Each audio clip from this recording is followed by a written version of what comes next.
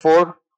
waveform moving with equal speed on x-axis. Y1 equals to 8 sin omega t plus kx, y2 equals to 6 sin omega t plus pi by 2 plus kx, y3 equals to 4 sin omega t plus pi plus kx, y4 equals to 2 sin omega t plus 3 pi by 2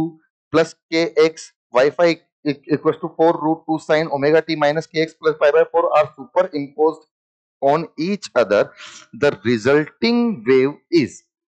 अब यहाँ पर हमें अगर हमें resulting wave चाहिए तो हमें देखने को मिलता है y1 y2 y3 y4 ये चारों एक ही डायरेक्शन में चल रही है, जबकि y5 इनके अपोजिट डायरेक्शन में चल रही है। तो अगर हम इन चारों को ऐड करें तो बेसिकली हमें दिखता है कि अगर मैं इसको ओमेगा टी मान लेता हूं तो बेसिकली दिस डायरेक्शन में एम्पलीट्यूड 8 है, इसके पाई बाय 2 फेज आगे एम्पलीट्यूड विल बी 6, इसके पाई फेज आगे एम्पलीट्यूड इज बेसिकली 4 और इसके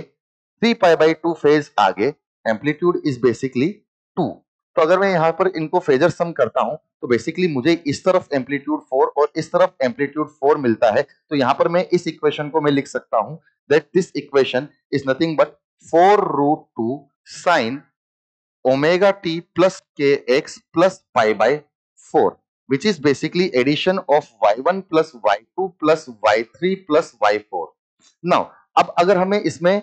y5 को ऐड करना है तो मैं y5 दिखता है कि बेसिकली y5 सेम एम्पलीट्यूड का है पर अपोजिट डायरेक्शन में आकर सुपर इंपोज हो रहा है। तो basically that will create a stationary wave, जिस स्टेशनरी वेव का एम्पलीट्यूड होगा ट्वाइस ऑफ a, मतलब 2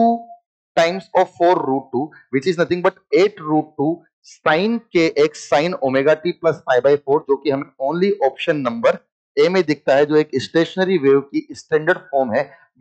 which means option number A is our correct option।